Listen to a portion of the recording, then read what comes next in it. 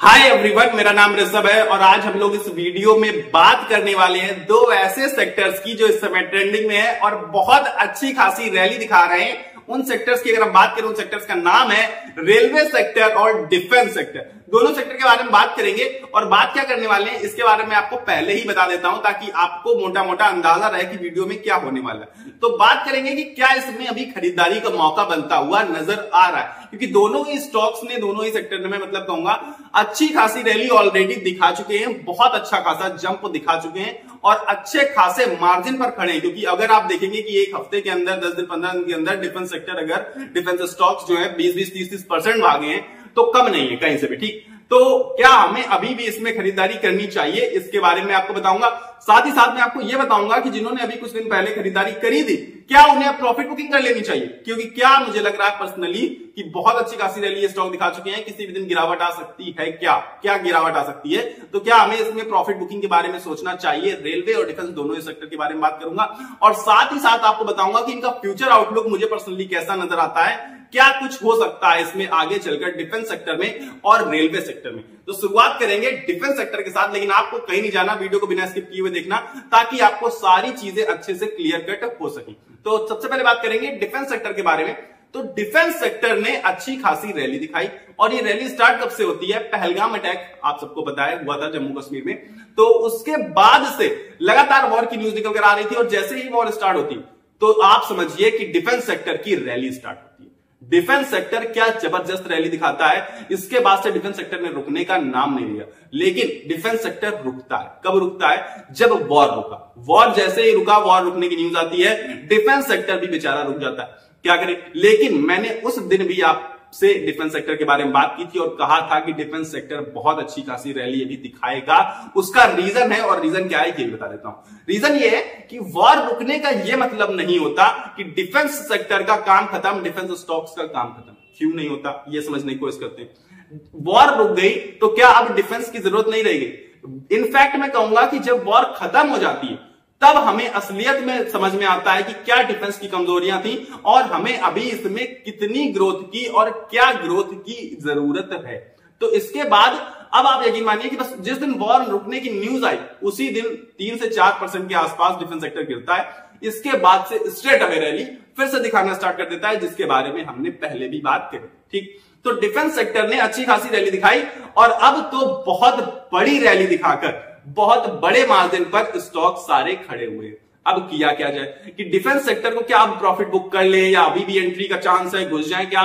सारी चीजें निकल कर आ रही है, सारी चीजें हमारे दिमाग में चल रही है, आपके दिमाग में चल रही है, सबके दिमाग में चल रही है। जितने इन्वेस्टर्स हैं सब यही सोच रहे हैं कि क्या अभी भी खरीदारी कर ले, क्या अभी और रैली आएगी, क्या बहुत भागेंगे ये स्टॉक। ये सारी चीजें निकल कर आ रही है, तो इनके बारे में भी बात करेंगे। पर अब बात करेंगे थोड़ी सी रेलवे स्टॉक्स की। तो रेलवे स्टॉक्स की बात करें तो रेलवे सेक्टर सबसे ज्यादा पिटता है रेलवे सेक्टर। अगर आप देखेंगे जब शेयर मार्केट में करेक्शन आता है, लगभग 16-17% से शेयर मार्केट गिर जाता है, तो सबसे ज्यादा अगर कोई स्टॉक्स पिटते हैं तो वो है रेलवे सेक्टर के स्टॉक्स।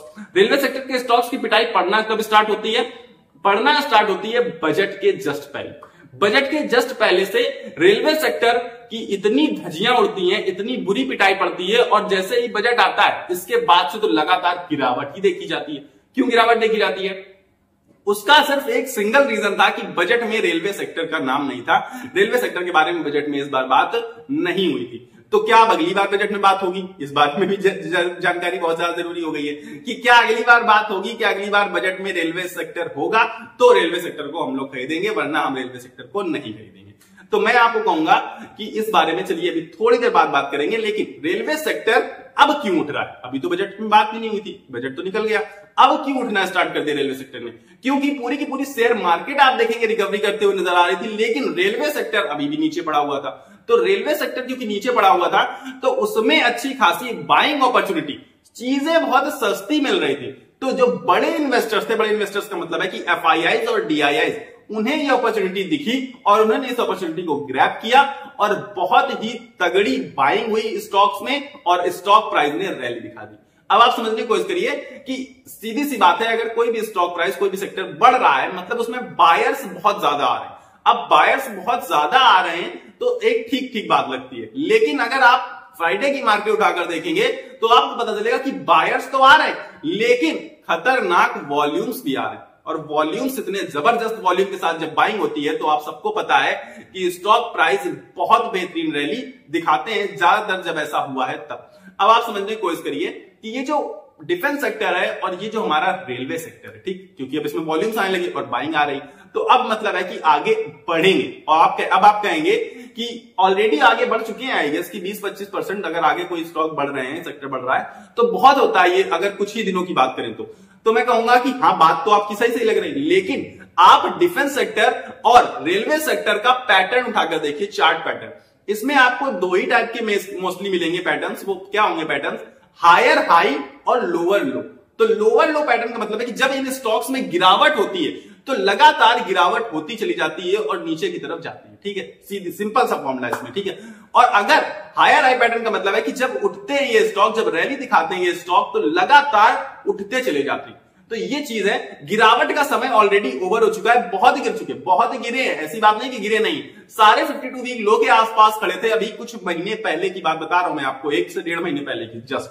तो अब आप समझने की कोशिश करिए कि सारे लगभग 52 वीक लो पर खड़े थे, तो अब क्योंकि उठ रहे हैं, क्योंकि रैली दिखा रहे हैं, क्योंकि बाइंग आ रही है, क्योंकि वॉल्यूम्स आ रहे हैं, तो अब हायर हाई पैटर्न बनने वाला है या नहीं, ये फ्यूचर मैं बता रहा हूं आपको, फ्यूचर में ऐसा हो सकता है, लेकिन पास्ट में कैसा हुआ है इसके बेसिस पर मैं आपको ये चीज बताने की कोशिश कर रहा हूं। तो हायर हाई पैटर्न बनते हुए नजर आ रहे हैं, और अब ये यहां से स्टॉक शायद रुकने वाले नहीं। अब आप कहेंगे ये शायद कहां से आ गया बीच में? शायद यहां से आ गया क्योंकि एक चीज और फिक्स है स्टॉक मार्केट में, और वो ये है कि कोई भी स्टॉक, कोई भी सेक्टर लगातार भाग नहीं सकता और लगातार गिर भी नहीं सकता, सीधी सी बात है। तो प्रॉफिट बुकिंग तो आनी है, निश्चित प्रॉफिट बुकिंग आनी है। और आप सबके मन में सवाल चल रहा होगा, जिसको प्रॉफिट हो रहा हो, जिसको प्रॉफिट नहीं हो रहा उनकी बात ही है, क्योंकि बहुत सारे लोगों ने डिफेंस सेक्टर को और रेलवे सेक्टर को बहुत हाई प्राइस पर ले रखे हैं इनके स्टॉक्स, तो अभी भी वहां तक पहुंचे नहीं है ये स्टॉक्स, पहली बात। तो दूसरी चीज, जिन्होंने नीचे के लेवल पर ले रखा है, ठीक, जिनका प्रॉफिट हो रहा है, क्या उन्हें प्रॉफिट बुक कर लेना चाहिए? तो मैं कहूंगा कि कहीं तक ये फैसला गलत हो सकता है, कहीं तक ये फैसला गलत हो सकता है। क्यों हो सकता है? क्योंकि अब इसमें हायर हाई वाले पैटर्न्स बनते हैं, ये मैं आपको ऑलरेडी बता चुका हूं। तो हायर हाई पैटर्न बनने मतलब अब स्ट्रेट अवे इसमें आप स्टॉक प्राइस को ऊपर जाते हुए देख सकते हैं आगे आने वाले कुछ टाइम तक, सीधी सी बात। और दूसरी बात क्या है कि क्योंकि रेलवे सेक्टर का इस बार के बजट में नाम नहीं था, तो अगली बार पक्की बात है कि रेलवे सेक्टर के बारे में बजट में बात जरूर होगी। तो जब बात होगी तब तक ये स्टॉक बहुत अच्छी खासी रैली दिखा चुके होंगे, तब तक ये सेक्टर भी बहुत अच्छी खासी रैली दिखा चुका होगा। कोई भी इससे रिलेटेड जो स्टॉक्स होंगे 30 से 40% यहां से अभी भागते हुए आपको नजर आएंगे, लेकिन आगे आने वाले 6 से 7 महीनों में, मतलब बजट तक की बात बता रहा हूं मैं आपको, बजट तक रेलवे और डिफेंस दोनों भागेंगे। अब क्या बजट के बाद नहीं भागेंगे? ये सबसे बड़ा सवाल आ गया ना। अब जैसे मैंने कहा कि बजट तक भागेंगे, तो बजट के बाद भागेंगे या नहीं भागेंगे, ये इस चीज पर डिपेंड करता है कि बजट में कितना ज्यादा एलोकेशन मिलता है। अगर देखिए बजट में डिफेंस को भी बहुत अच्छा खासा एलोकेशन मिलेगा और रेलवे को भी, रेलवे के बारे में अगली बार बात नहीं हुई थी, तो इस बार रेलवे को बहुत अच्छा खासा एलोकेशन मिलने के चांसेस हैं। दूसरी चीज, डिफेंस पर सबसे ज्यादा फोकस होने वाला है इस बार भी। डिफेंस पर मोस्टली हर बार फोकस अच्छा होता है, लेकिन इस बार आप देखेंगे कुछ बढ़ चढ़कर डिफेंस पर फोकस किया जाएगा। क्यों? क्योंकि जो वॉर हुई है इससे हमें बहुत कुछ सीखने को मिला है और बहुत सारी चीजें इंप्रूवमेंट करने के लिए डिफेंस सेक्टर में हमें नजर आई होंगी, क्योंकि वॉर के बाद ही तो हमें समझ में आएगा ना कि क्या हमारी कमियां थी। तो अब डिफेंस सेक्टर पर मेनली फोकस करके रखना है आपको, पर क्योंकि बजट के पहले ही ऑलरेडी ये रैली आ चुकी होगी, क्योंकि ये जो बड़े इन्वेस्टर्स हैं, FIIs, DIIs, इन्होंने तो नीचे के प्राइस पर उन्हें उठाने स्टार्ट कर दिया और उठा भी लिया। अब क्योंकि इन्हें पता है कि आगे आने वाले बजट में, अगले साल जो आएगा बजट, उसमें पक्का जो हमारी गवर्नमेंट है वो दमखम लगा देगी रेलवे में भी और डिफेंस में भी। तो बहुत अच्छे से जानते हैं ये चीज को कि तब तक हम इसके स्टॉक प्राइस को बूस्ट कर देंगे। हम सब जानते हैं कि शेयर मार्केट ऑलरेडी ये चीजें प्रेडिक्ट कर लेता है, कोई भी न्यूज हो, कोई भी चीज हो, उसे पहले से प्रेडिक्ट करने की कोशिश करता है, तो पहले से प्रेडिक्ट कर रहा है ना कि डिफेंस और रेलवे अच्छी खासे आगे चलकर आने वाले समय में इन पर मतलब क्या मिलेंगे, ऑर्डर्स मिलेंगे, न्यूज निकल कर आएगी, बजट में नाम आएगा, सारी चीजों पर अभी रिएक्ट कर रहा है और भागता जा, अब भागता रहेगा और कब तक भागेगा?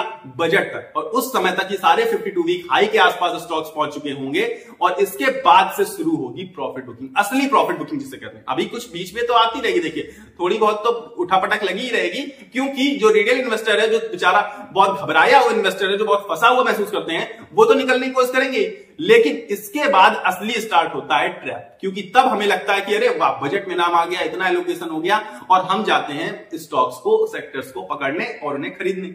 और इसके बाद शुरू होती है प्रॉफिट बुकिंग, जो कि FIIs, DIIs, जो बड़े इन्वेस्टर्स हैं जिन्होंने बिल्कुल 52 वीक लो के आसपास लिया था, वो स्टार्ट करते हैं अपनी सेलिंग, और इसके बाद स्टॉक प्राइस नीचे गिरना स्टार्ट होता है, क्योंकि अब आप लोगों को लगता है कि अरे यहां तो बजट में नाम आया, इतना एलोकेशन हुआ, अब ये स्टॉक गिर क्यों रहा?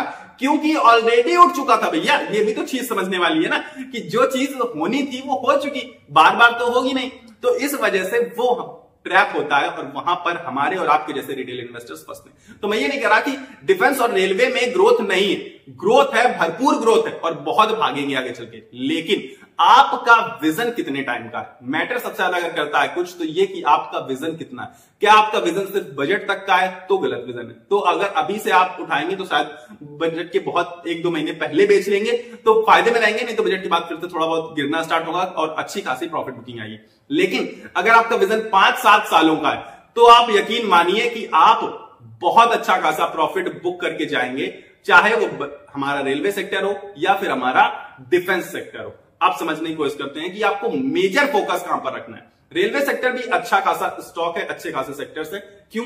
उसका रीजन है कि देखिए जो रेलवे सेक्टर के स्टॉक्स हैं उनमें अभी अच्छी खासी ग्रोथ होनी बची है। क्यों? क्योंकि रेलवे सेक्टर में भी अच्छी खासी ग्रोथ होनी बची है। अगर आप कहीं फॉरेन कंट्री में गए हैं तो आप वहां का रेलवे सिस्टम देखिए और हमारा रेलवे सिस्टम देखिए, तो आपको अंदर समझ में आएगा कि अच्छा हमें यहां तक जाना है, हमारे रेलवे सिस्टम को इतना मजबूत, इतना इस तरीके का बनाना है, हमें ऐसा दिखना चाहिए। तो आपको समझ में आएगा कि अरे हमारा तो बहुत अभी नीचे पड़ा हुआ है। तो यानी कि रेलवे सेक्टर में ग्रोथ तो भरपूर है, क्योंकि हमें पता है, हमारा विजन क्लियर है कि हमें कहां तक जाना है रेलवे सेक्टर को लेकर। अब मेन चीज ये है कि कब तक ऐसा होगा, ये बहुत बात की बात है। देखिए होगा नहीं होगा, कब तक होगा, इसमें हमारा कोई जोर नहीं, पर हमें यह दिख रहा है कि रेलवे सेक्टर में अभी ग्रोथ तो बहुत ज्यादा बची हुई है। तो इसलिए मैंने आपसे कहा कि अगर आपका विजन लॉन्ग टर्म का है तो आप अच्छा खासा पैसा कमा लेंगे।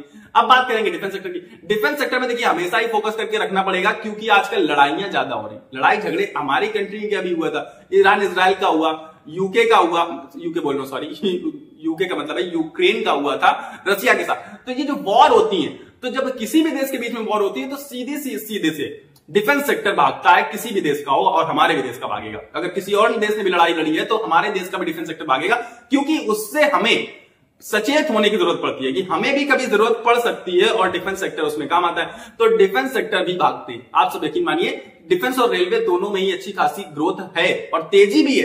अभी जितनी तेजी आई है ना, उससे बहुत ज्यादा तेजी बची हुई है। लेकिन मैं फिर भी फ्रेश एंट्री के लिए मना करूंगा, क्योंकि अगर यहां से गिरावट आती है, क्योंकि यहां से अगर प्रॉफिट बुकिंग स्टार्ट होती है, FIIs DIIs ने बेचना स्टार्ट कर दिया माल, क्योंकि अभी बजट के बहुत ज्यादा दिन है, तो आप सब फिर से उस ट्रैप में फंसते हुए नजर आएंगे। लेकिन मैं ये आपसे कह सकता हूं कि बाइंग और ऑन डिप अपॉर्चुनिटी बन जाएगी, तो जरूर लीजिएगा कि अगर इसमें गिरावट आती है कभी, क्योंकि जिस तेजी से भाग रहे हैं गिरेंगे भी उसी तेजी से, किसी एक आध दिन ही गिरेंगे हालांकि, तो 5-7% ही टूटेंगे स्टॉक्स, और तब आप उसमें खरीदारी करिएगा। ऐसे जो मतलब कैच करने की जो लोग कोशिश करते हैं, हाइप को कैच करने की, न्यूज को कैच करने की, कि ये भाग गए, इतना भाग गए, अभी और भागेंगे, पकड़ लिया फिर गिर गए, तो यहां पर लॉस होता है हमारे और आपके जैसे इन्वेस्टर, यानी कि रिटेल इन्वेस्टर्स का, जिससे मैं आपको बचाने की कोशिश कर रहा हूं और समझाने की कोशिश कर रहा हूं। पर दोनों सेक्टर्स बहुत अच्छे हैं और दोनों के स्टॉक्स भी बहुत अच्छे हैं, लेकिन अभी मुझे पर्सनली ओवरबॉट जोन में लग रहा है। ओवरबॉट जोन का मतलब है कि खरीदारी बहुत ज्यादा हो चुकी, बहुत ज्यादा खरीदारी हो चुकी। ऐसा नहीं कि आगे नहीं होगी, लेकिन ऑलरेडी ओवरबॉट जोन में है, तो अब खरीदारी के लिए बहुत ज्यादा कुछ बचा नहीं। हालांकि रैली आ सकती है क्योंकि वॉल्यूम्स अच्छे आ रहे हैं, बाइंग हो रही है, पर अभी हाल फिलहाल आप देखेंगे तो थोड़ा सा कंसोलिडेशन फेज में भी जा सकते हैं ये स्टॉक्स, क्योंकि रैली कुछ ही दिनों के अंदर बहुत तेज आ गई और बहुत ज्यादा आ गई। ठीक है, और इस समय निफ्टी की भी अगर हम हालत देखें तो 25,000 के आसपास कंसोलिडेट करता हुआ नजर आ रहा है। तो जब निफ्टी अगर भागेगा तब तो देखिए रेलवे सेक्टर भी भागेगा और डिफेंस भी भागेगा, पर निफ्टी अगर नहीं भागा तब पूरा का पूरा चीजें डिपेंड करती हैं FIIs और DIIs के ऊपर, कि अगर उन्होंने इसमें खरीदारी जारी रखी इस डिफेंस और रेलवे सेक्टर में, तब इस सेक्टर के सारे स्टॉक्स आपको भागते हुए नजर आएंगे। आई होप मैंने काफी सारी चीजें आपको इसमें क्लियर की होंगी, लेकिन अगर अभी भी आपका कोई डाउट है, कुछ आपको नहीं समझ में आ रहा, क्योंकि खरीदारी के लिए मैंने अभी फ्रेश एंट्री के लिए मना कर दिया ऑलरेडी, प्रॉफिट बुक करने के लिए मना कर दिया, क्योंकि हायर हाई पैटर्न बन रहा है, तो अभी भागने के ही चांसेस ज्यादा नजर आते हैं। तो जो भी अगर अभी भी आपका कोई डाउट बच रहा है तो आप मुझे कमेंट बॉक्स में जरूर से जरूर पूछेगा, या फिर अगर आपको कुछ बताना है, आपका कोई ओपिनियन है जो आप मेरे साथ शेयर करना चाहते हैं, तो भी आप कमेंट बॉक्स में जरूर से जरूर बताइएगा। अब आपको कहीं जाना नहीं है बिना वीडियो को लाइक किए हुए, बिना कहीं मत जाया करिए, क्योंकि इतनी ज्यादा मेहनत लग रही भाई, आपके लिए मेहनत कर रहे हैं, तो वीडियो को लाइक कर दिया करिए और चैनल को सब्सक्राइब करके मेरे साथ जुड़ जाइएगा, क्योंकि मैं रेगुलर बेसिस पर शेयर मार्केट से रिलेटेड न्यूज को, शेयर मार्केट से रिलेटेड वीडियोस को, स्टॉक स्पेसिफिक एनालिसिस करता हूं, आईपीओ एनालिसिस करता हूं, सारी चीजें शेयर मार्केट से रिलेटेड कवर करता हूं। तो सब्सक्राइब का बटन नीचे आ रहा होगा, उसको दबाकर आप लोग मेरे साथ जुड़ सकते हैं और मेरे मोटिवेशन के लिए अपने दोस्तों में शेयर कर सकते हैं वीडियो को। मिलेंगे अगले वीडियो में, तब तक के लिए आप सभी को अपनी सेहत का ख्याल रखना है। स्वस्थ रहिए, मस्त रहिए। नमस्कार, धन्यवाद।